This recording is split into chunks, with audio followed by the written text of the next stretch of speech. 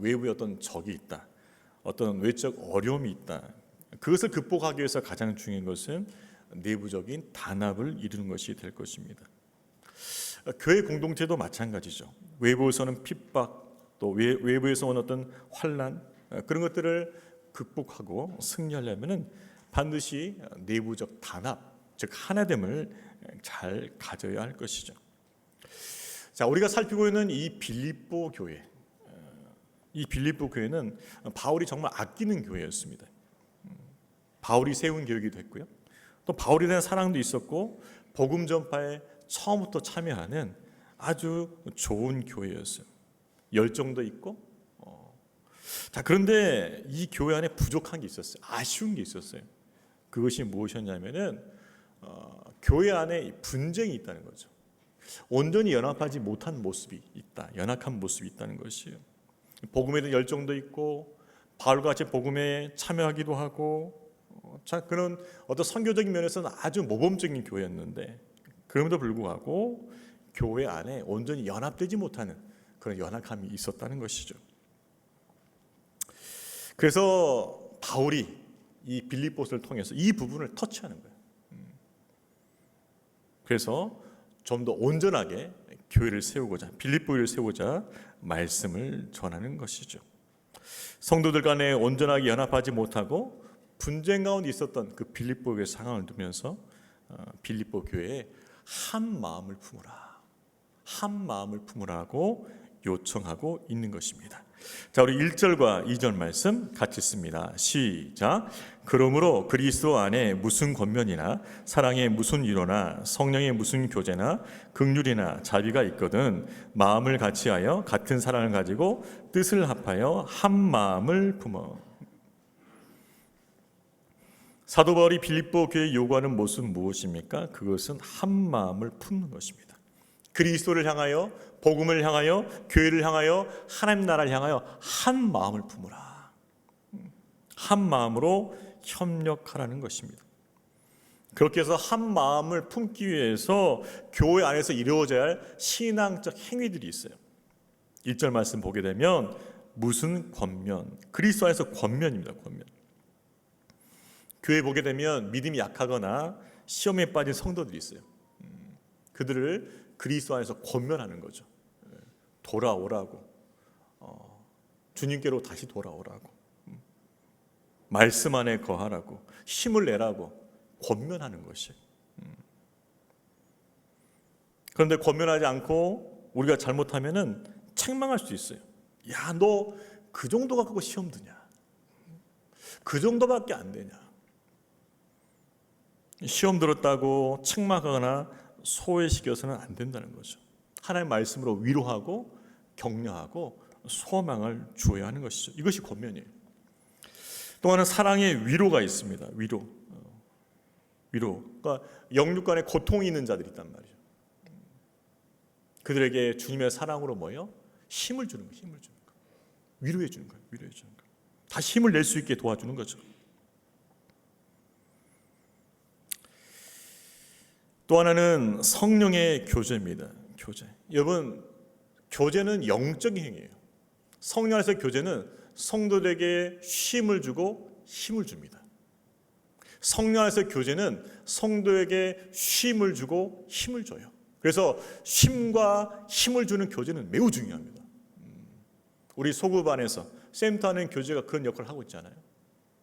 쉼도 주고 힘도 주는 그 성령의 교제가 있어야 된다는 것이죠. 인간적 교제는 아닙니다.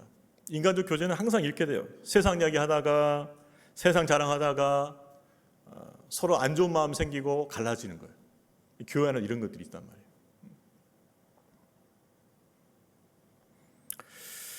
또 하나가 무엇입니까? 긍휼과 자비. 긍휼이 무엇이에요? 다른 사람의 어려운 형편을 마치 내 형편인 것처럼 그렇게 마음을 가져주는 거예요. 가져주는 거. 그래서 자비를 베풀어 주는 것이죠. 이런 권면이나 사랑의 위로나 성령의 교제나 긍휼과 자비를 통해서 뭐예요? 한 마음을 품게 만든다. 한 마음을 품게 만든다. 그런데 교회 안에서 자칫 잘못하면은 권면한다 하고 하면서도 뭐예요? 오히려 마음을 힘들게 만들 수도 있어요. 위로한다 하면서도 상처를 줄 수 있어요. 교제한다 하는데 사실 인간적 모임이 될 수도 있어요. 긍휼을 베푼다 하면서 자기 자랑할 수 있어요. 그러니까 반대되는 현상도 분명히 일어날 수 있다는 것이에요. 교회 안에. 여러분의 권면과 여러분의 위로와 여러분의 교제와 여러분의 섬김을 통해서 정말 우리 공동체는 더 하나 되고 있습니까? 내가 권면하였더니, 내가 위로하였더니, 내가 교제하였더니, 내가 섬겼더니 우리 공동체는 더 하나 되고 있습니까? 아니면 나의 권면과 나의 위로와 나의 교제를 통해서 누군가 상처받고 더 어려워하고 있지는 않습니까? 우리의 모든 권면과 위로와 교제와 섬김이 우리 공동체를 주 안에서 더 하나 되게 하는 은혜의 섬김이 되기를 주의 이름으로 축원합니다. 그러니까 권면이라고 다 똑같은 권면 아니에요, 여러분. 위로라고 다 똑같은 위로 아닙니다, 여러분. 영혼을 살리고 더 주 안에서 하나 되게 하는 덕이 되는 위로요, 덕이 되는 권면이요, 덕이 되는 교제요, 덕이 되는 섬김이 되어야 되는 것이죠.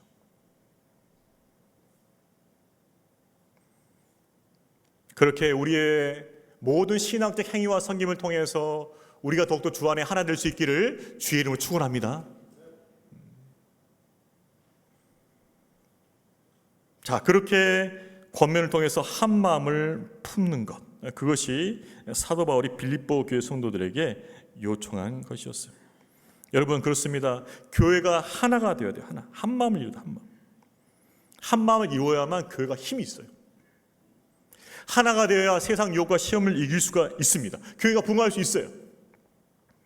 또 성도들이 하나가 되어야만 세상의 소금과 빛의 역할을 감당할 수 있죠.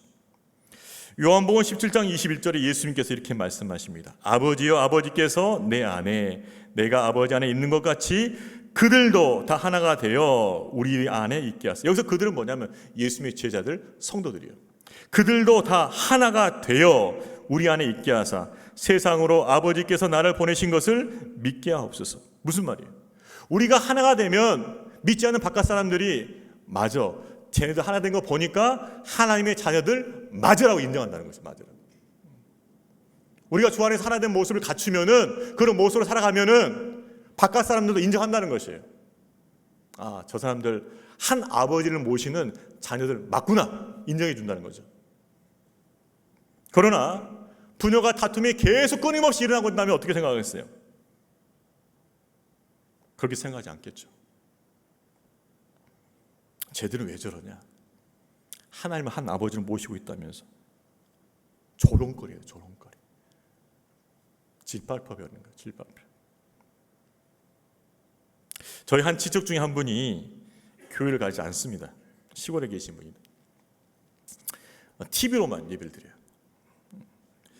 왜 TV로만 예배 드리셔요? 제가 물어보면은 이렇게 답하십니다. 교회 가면 마음이 불편하다. 왜요? 자꾸 싸워서. 시골 교회들도 이 두 파 갈린 거야, 두 파. 목사님 지지파와 목사님 반대파로 갈려버린 거예요, 이게. 그러니까는 가면은 목사님 지지파로 따로 있고 목사님 반대파 따로 있는 거예요, 이게.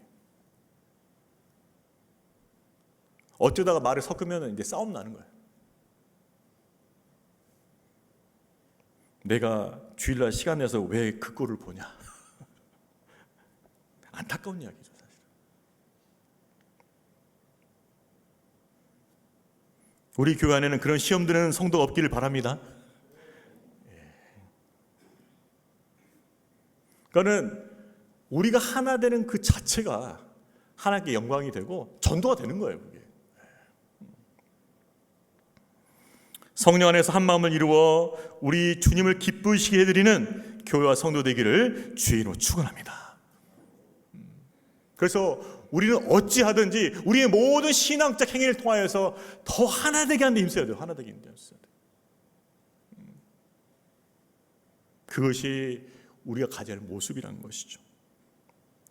자, 그러면 사도 바울은 좀 더 이야기를 구체적으로 전개시켜요. 그러면 한 마음이 되기 위해서, 하나가 되기 위해서 성도들 각자가 품어야 할 마음이 있을 것이다. 어떠한 태도를 가져야 할 것인가? 그 태도에서 말하고 있는데 바로 그것은 겸손한 마음이다. 성도 각자들마다 겸손한 마음이 있다면은 하나님과 훨씬 쉽다는 거죠. 각자가 겸손하다면은 한 마음 되기가 너무 쉽다는 거예요. 그것을 이야기하고 있어요. 자, 우리 3절 말씀 읽겠습니다. 시작. 아무 일이든지 다툼이나 허용으로 하지 말고 오직 겸손한 마음으로 각각 자기보다 남을 낮게 여기고. 무슨 말이에요? 겸손한 마음을 품어서 자기보다 남을 낮게 여기라는 거죠. 여러분, 겸손한 마음으로 각각 자기보다 남을 낮게 여긴다. 여러분, 실제로 여러분보다 다른 사람이 낫다고 여기십니까? 그럴 때가 많아요? 아니면 나보다 못하지 이렇게 생각할 때 많아요? 대답 안 하는 거 보니까.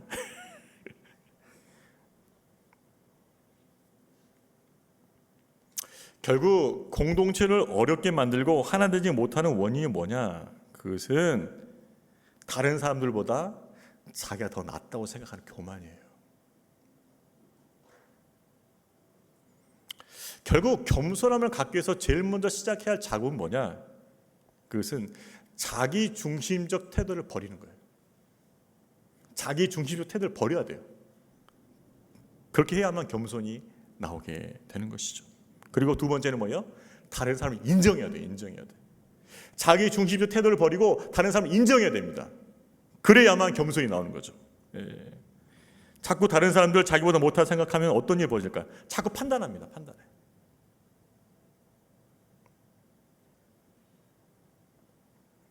그러면 어려워지는 거예요. 그것이 권면이나 위로가 돼도 판단하는 권면과 위로가 되기 때문에 하나됨을 어렵게 만든다는 것이죠.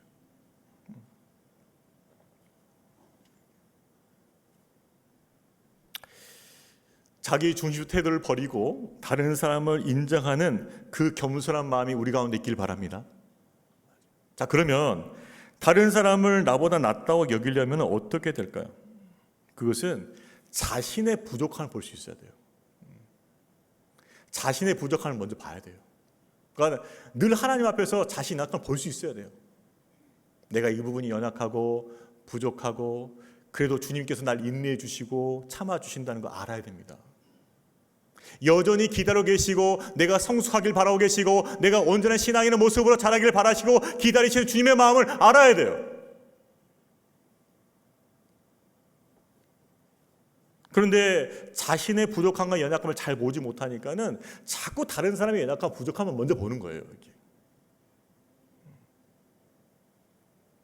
또 한 가지는 다른 사람이 자기보다 나은 점을 좀 더 집중해서 봐야 돼요. 집중해서. 제가 아는 한 목사님은 그런 분이 계셔요. 사람들 만날 때마다 아이고 우리 집사님은 이렇게 하면서 항상 높여주죠. 기도도 잘하고 공부도 잘하고 뭣도 잘하고 자식도 잘 키웠고 그분 입에서는 이게 깎아내리는 걸 본 적이 없어요. 깎아내리는 거. 그러니까 겸손한 사람은 다른 사람을 세워주는 사람이에요. 그런데 반대로 다른 사람을 자꾸 깎아내린다. 교만한 사람인 거예요. 자신의 부족함을 볼 수 있고 다른 사람의 나은 점을 볼 수 있는 그 겸손함이 있기를 주의로 축원합니다. 그러니까 늘 하나님 앞에 서 있어야 돼요. 잘 참지 못하는 거, 지혜가 부족한 거, 여전히 주님 앞에 헌신적이 못한 거, 여전히 내 생각이 앞서는 거, 깨어있지 못하는 거, 그런 것들이 주님 앞에서 보여야 돼요. 내 안에. 그리고 다른 사람들이 나보다 잘하고 더 섬기는 것들을 볼 수 있어야 돼요. 칭찬할 수 있어야 돼요.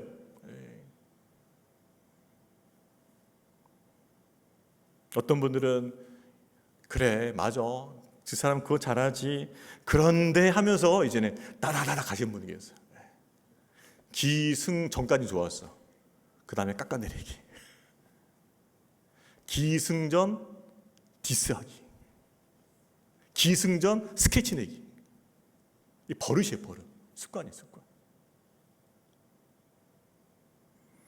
자신의 부족함을 볼 수 있고 다른 사람의 나은 점을 볼 수 있는 은혜가 임하기를 주의 이름으로 축복합니다. 여러분 달라져요. 그러면 교회가 완전히 달라집니다. 그래, 집사님 나보다 이거 참 잘한다, 찬양도 잘하고 잘 섬기고 당신 같은 분이 내 동역자 돼서 너무나 감사하다, 그런 말이 오고 간다면 얼마나 이 공동체가 행복하겠습니까? 그렇게 될 수 있기를 주의 이름으로 축복합니다.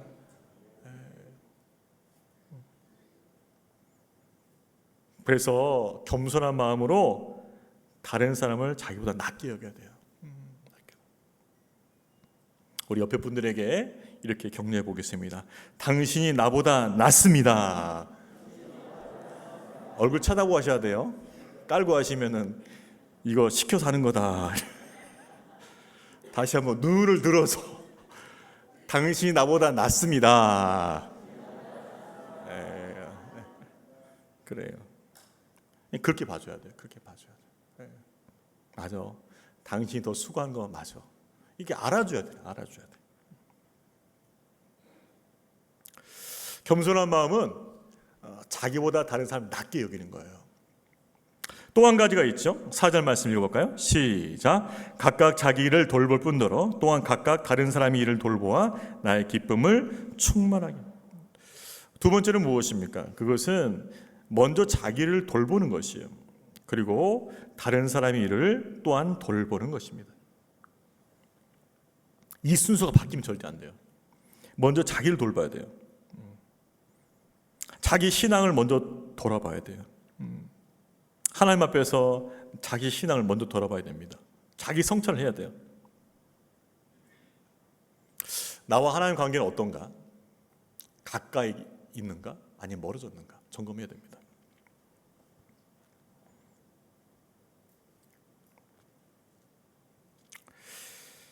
나는 정말 늘 하나님을 구하면서 그분과 동행하고 있는가? 그분의 말씀이 잘 들리고 있는가? 그분의 인도하심을 잘 받고 있는가? 점검해야 돼요. 나는 죄를 미워하고 죄를 피하려고 하고 있고 어찌하든지 하나님 말씀대로 살려고 몸부림치고 있는가? 확인해야 됩니다. 둔감해 줄 수 있어요. 그래서 성도들은 항상 자신의 신앙 상태를 돌아보면서 하나님 앞에 바로 서도록 자기를 돌봐야 된다는 것이죠. 또 하나님께 주신 사명과 직분을 돌봐야 됩니다. 주님께서 맡겨주신 사명도 있고 직분도 있고 사역도 있는데 내가 너무 게으르지 않는가? 마음이 부족하지 않는가? 정말 영혼 없는 사역이 되고 있지 않는가? 마음은 안 가고 그냥 그렇게 하는 거죠.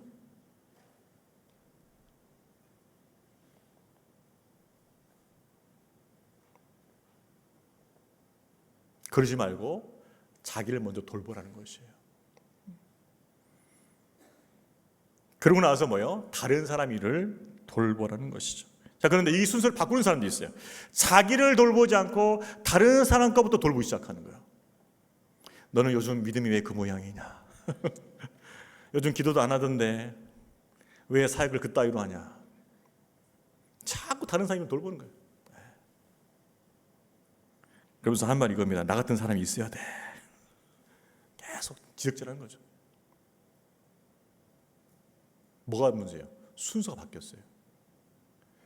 나 자신을 먼저 돌봐야 돼. 나 자신. 제가 한 예전에 목회자 컨퍼런스에 참여한 적이 있습니다. 유명한 한국에서 유명한 목사님 모시고 한 적이 있어요. 강의 끝나고 나서 질문하라고 그랬습니다. 저는 그때 상당히 어렸어요. 어린 목사였어요.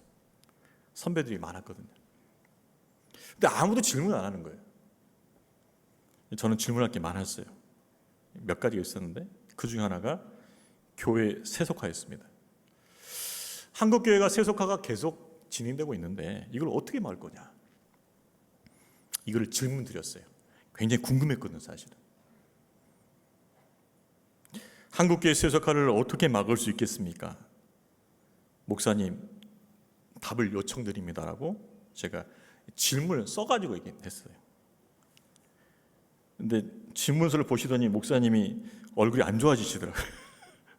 사실 어려운 질문이에요. 이 질문은 한 번에 대답할 수 있는 질문이 아니에요. 고민하시더니 저를 보시더라고요. 이렇게 보시더니 이렇게 간단하게 말씀하셨습니다. 너나 잘해라. 그러니까 제가 호비인 줄 알고, 그러니까 어린 목사니까 나이 차가 되니까 이제 말을 그렇게 쓰신 거죠. 너나 잘해라. 그 다음 질문 넘어가더라고요. 근데 그게 맞았어요. 그 답이었어요. 이것에 대해서 어떤 커다란 무브먼트, 커다란 어떤 캠페인, 커다란 어떤 액션이 필요한 게 아니라는 거예요. 너가 있는 자리에서 잘하면서 너를 통해서 거룩한 영향력이 흘러가도록 해. 그게 함축된 거예요. 그게. 너 자신을 돌보지 않고 어떤 시대의 과제라 생각하면서 거기에서 무브먼트를 일으키고 캠페인을 일으키고 어떤 일을 조직한다 하지만은 그것이 결코 바른 시작이 아니라는 것이에요. 너나 잘해. 너부터 잘해. 너부터 바로 서. 이것이 정답이란 것이에요. 우리가 자신을 먼저 돌아보지 않고 자꾸 다른 사람부터 이렇게 돌아보려는 그 습관이 있어요. 여러분, 그럴 때 결과가 어때요? 결과가 항상 좋았어요? 나 자신 돌아보지 않고 다른 사람 일을 돌보면서 자꾸 그것을 얘기했을 때 결과가 어땠어요? 대부분은 결과가 안 좋았을 것입니다. 왜? 순서가 틀렸기 때문에 그래요. 자기를 먼저 돌보고 나서 다른 사람을 돌봐야 되는데 다른 사람을 돌보고 나서 자신 안 돌보니까 안 되는 거죠. 이게. 그러면은 그 다른 사람이 그 사람에서 뭐라 생각하겠어요? 자기도 안 되면서 나한테 이 얘기한다 이렇게. 자기도 안 되면서 나한테 얘기해. 안 되는 거예요, 이거는.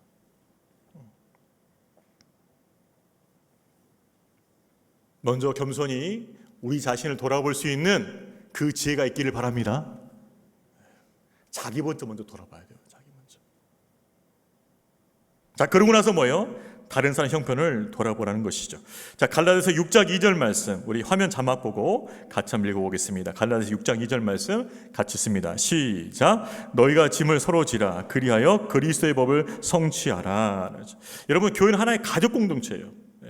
그러니까 자기가 하나님 앞에 바로 서야겠지만 다른 사람 형편을 잘 돌봐야 돼요. 가족 공동체란 말이에요. 결코 나은 사람 잘 돼서 잘 될 수가 없는 공동체예요. 나은 사람 행복하다 해서 결코 행복할 수 없는 공동체란 말이에요. 이것이.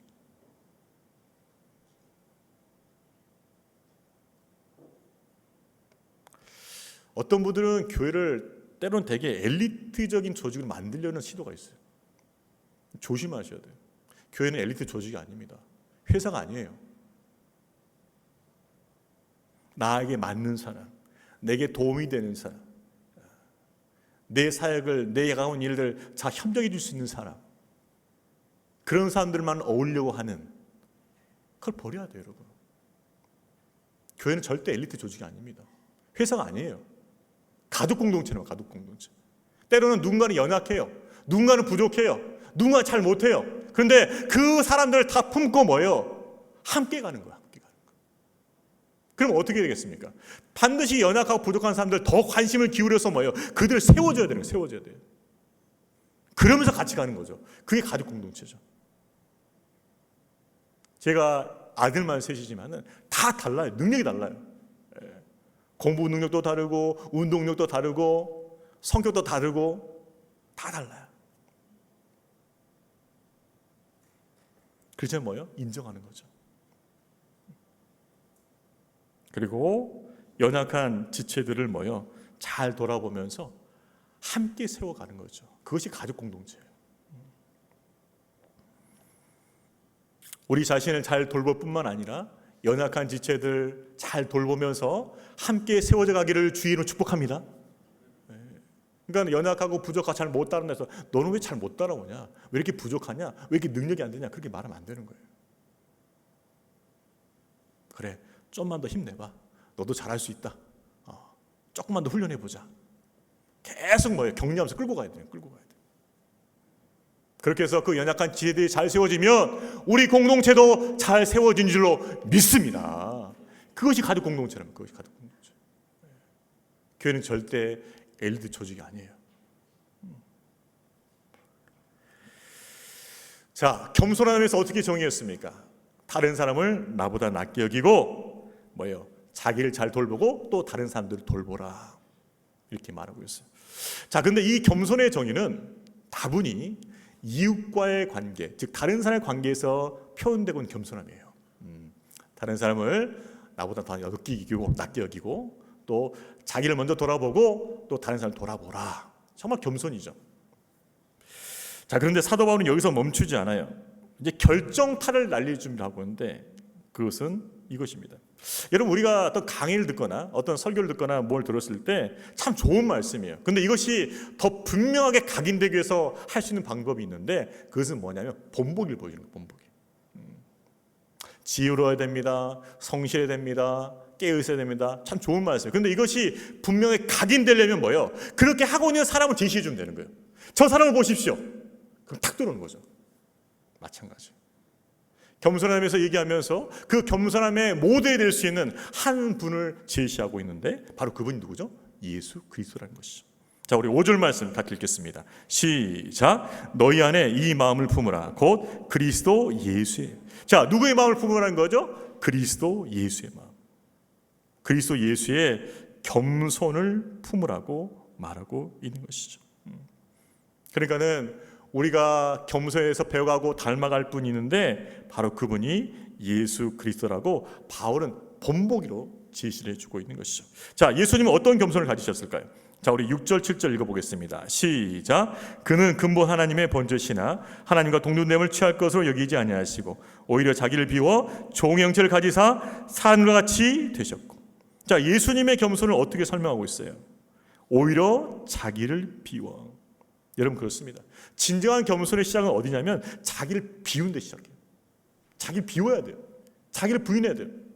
반대로 자기 중심적이면 반드시 문제 일으키게 돼 있어요. 예수님은 자기를 비우셨어요. 예수님은 하나님이셔요. 성자 하나님이셔요. 그런데 성부 하나님과 동등됨을 여길 것을 하지 않게 하시고 하늘 보좌를 버리시고 뭐요? 자기를 비우셨던 거죠. 여러분이 만약 좋은 위치에 있다고 합시다. 회사의 사장이에요. 돈도 많아요. 사회적 어떤 명성도 있어요. 남들이 볼 때마다 나에게 인사하려고 하고 나와 친해지려고 하고 나를 칭찬하고 그런 자리에 와 있단 말이에요. 그런데 그 자리를 비워야 된다. 그 자리에서 내려야 된다면 이게 쉽겠어요? 어렵겠어요? 어렵죠. 그런데 겸손은 뭐예요? 자기를 비우면서부터 시작한다는 거예요. 이 세상에 예수님이 계셨던 하늘 보좌만큼 영광스러운 것이 있을까요? 하늘 보좌만큼 영광스러운 것이 있겠냐 이 말이에요. 그 보좌를 버리시고 그 보좌를 비우시고 이 땅에 내려오셨어요.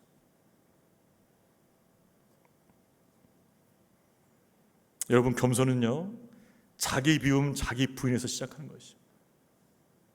정말 우리가 주님을 섬기기 위해서, 주의를 하기 위해서, 주님이 기뻐하신 뜻을 하기 위해서 우리가 비워야 할 것이 있다면 비울 수 있어야 할 것입니다. 그것이 자의든지 지위든지 자존심이든지 그 어떤 것이든지 그것을 비워야 한다면 비울 수 있어야겠어요. 거기서부터 겸손이 시작되는 것입니다. 그런데 비우지 못하고 더 꽉 붙잡고 더 채우려고 하고 더 안간힘을 쓰려고 하면 겸손을 갈 수가 없어요.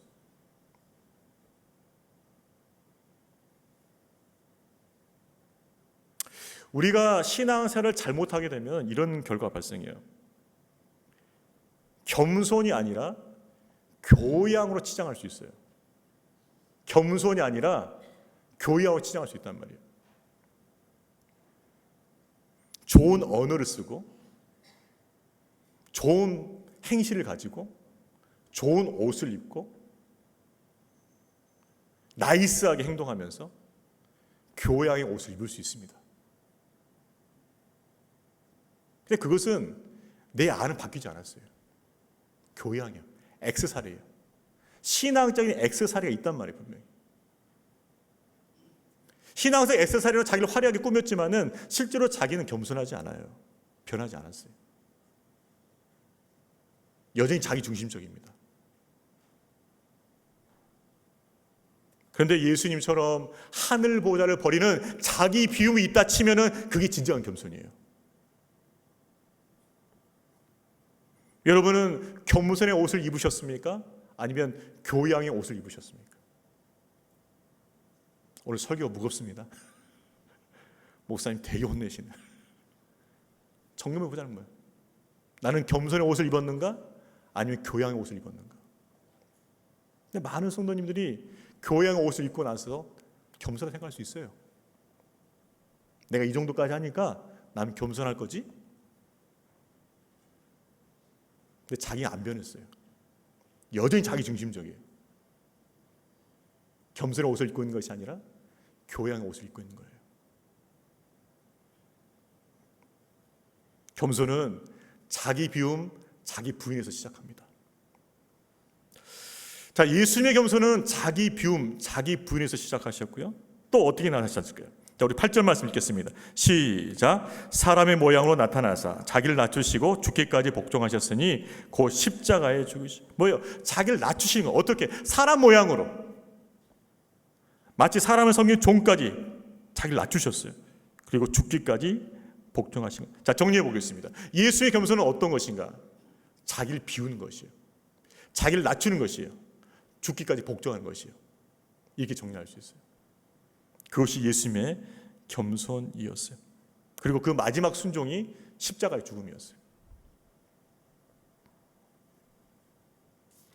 구약에는 5가지 제사법이 있어요.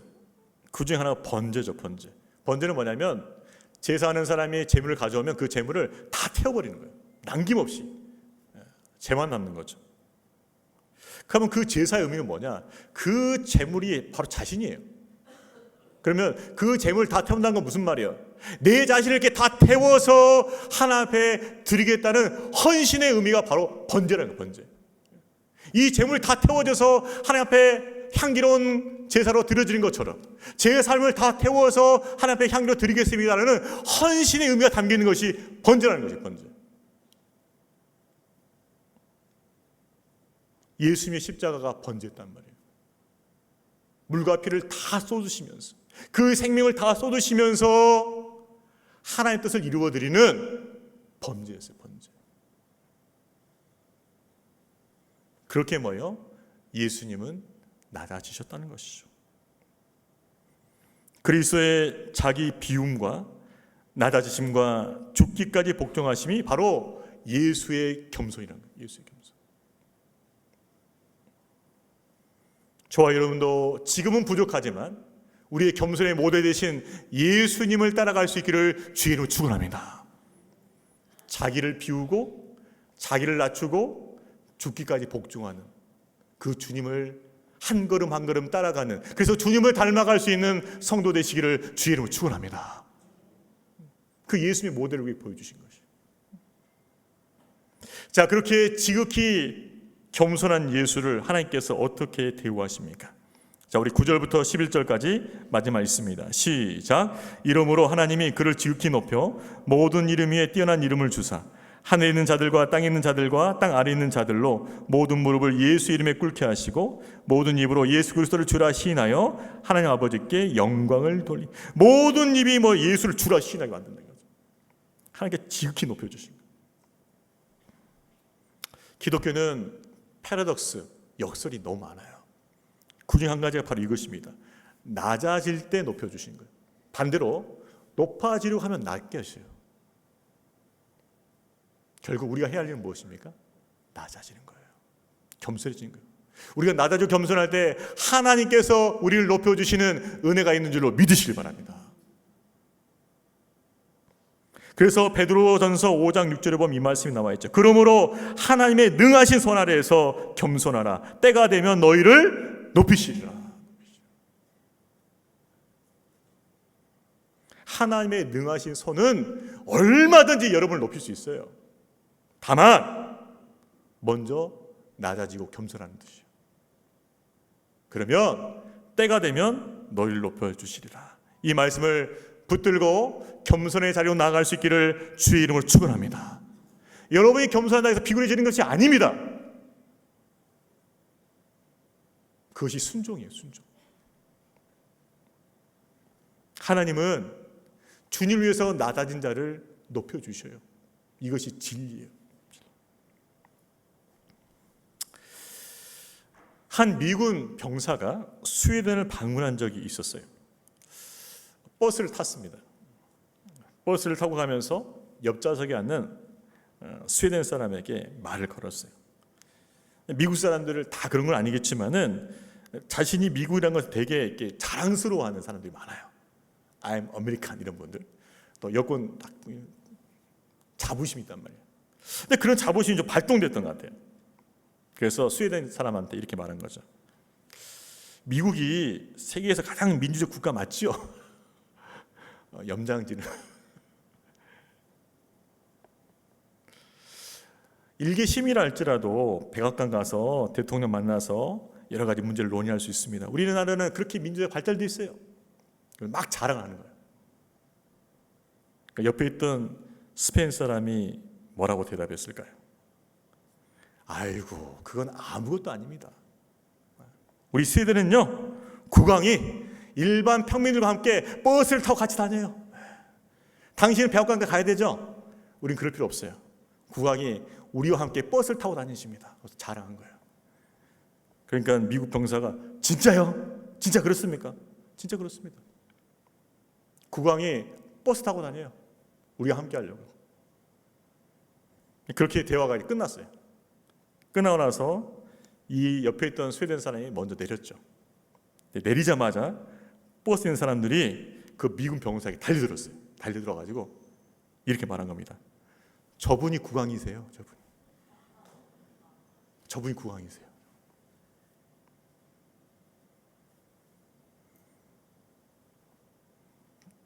주스타브 아돌프 6세라는 국왕이었어요. 싫어요. 국왕이지만은 버스 타고 다니면서 백성들을 만나는 거예요. 그러니 이 국왕을 얼마나 존경하겠습니까?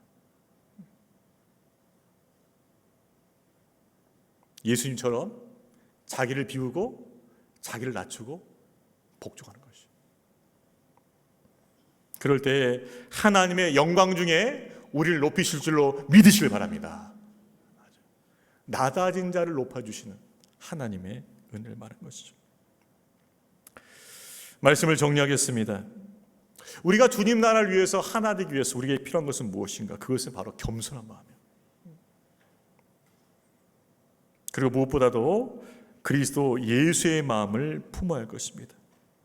우리가 그리스도 예수의 마음을 품을 때 우리는 한 마음을 이루게 되고 그래서 주님 앞에 영광 드리는 교회와 성도가 될 줄로 믿습니다. 성령의 은혜를 통해서 우리 마음을 새롭게 해주셔서 그리스도의 마음이 품어지게 해주시고 그래서 더 한 마음을 되게 해주시는 그래서 주님께 영광 드리는 복된 교회와 성도 되시기를 주의 이름으로 축원합니다.